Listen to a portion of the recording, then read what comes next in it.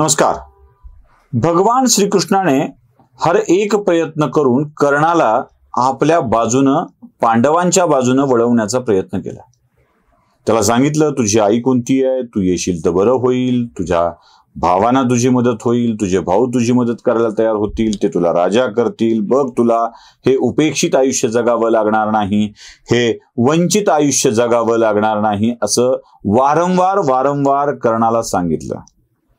आता काही जणांना कायम वंचित राहण्याचा इच्छा असते, आग्रह असते, हट्ट असतं, त्यामुळे ते कायम वंचित असा स्वतःला शिक्का मारून घेत असतात. तशापैकीचा एक कर्ण असला पाहिजे, म्हणजे त्याला सवयच आहे, म्हणजे आम्हाला नाकारलं असं म्हणण्याची सवय असावी. संधी दिली नाही असं नाही बरं का, कर्णाला संधी दिली गेली आहे आणि वारंवार संधी दिली गेली आहे. त्याला बदलण्याची संधी दिली गेलेली आहे, पण ती नाही दिली.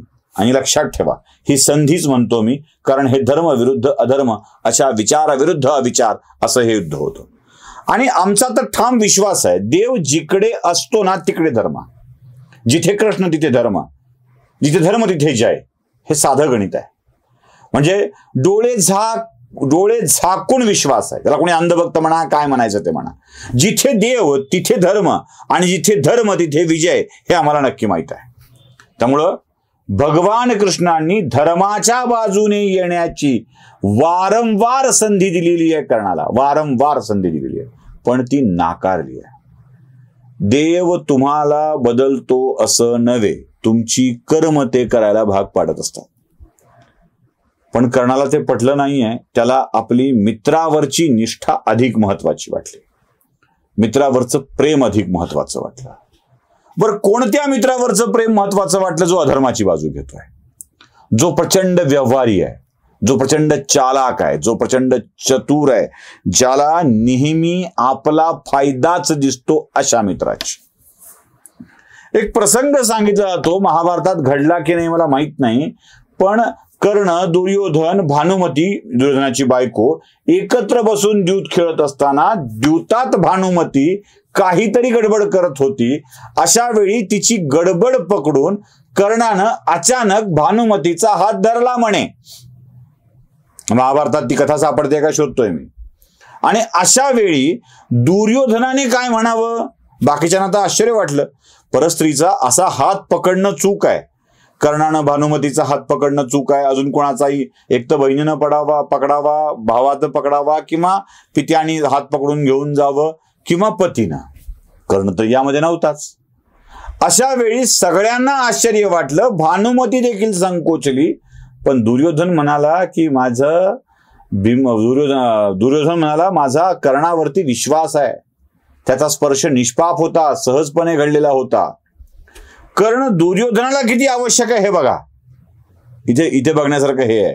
ती कथा घडली की नाही या चर्चेपेक्षाही ते किती आवश्यक होता, त्याची किती गरज होती हे लक्षात ठेवा.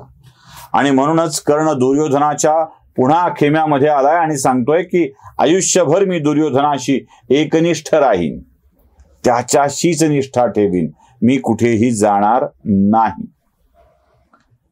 सगळे कुरुयोद्धे बसलेले असताना पितामह भीष्म, द्रोणाचार्य, कृपाचार्य, दुर्योधन, शकुनी, दुःशासन, कर्ण हे सगळे बसले असताना कर्णानं तिथे जोरदार वल्गना केलेली आहे आणि म्हणालाय, वाटेल ते होऊ दे, या युद्धात मी एकटा प्राणपणाने लढेल आणि दुर्योधनाला विजयश्री मिळवून देईल. एकटा प्राणपणाने लढेल आणि दुर्योधनाला विजय मिळवून देईल. हे एकटा लढेल आणि विजय मिळवून देईल, हे जरा अतिशयोक्तीचं वाक्य पितामह भीष्मांनी ऐकलं.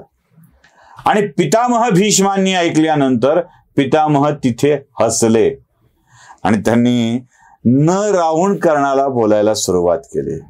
म्हणाले, कर्णा, अशा वल्गना करणं खूप सोपं असतं रे, गर्जना करणं खूप सोपं असतं रे.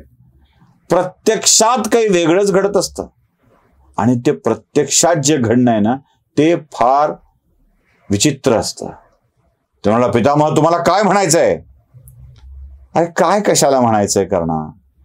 याच्या आधी दुर्योधनाला जेव्हा गंधर्वाणी पकडलं होतं तेव्हा तू कुठे निघून गेला होतास?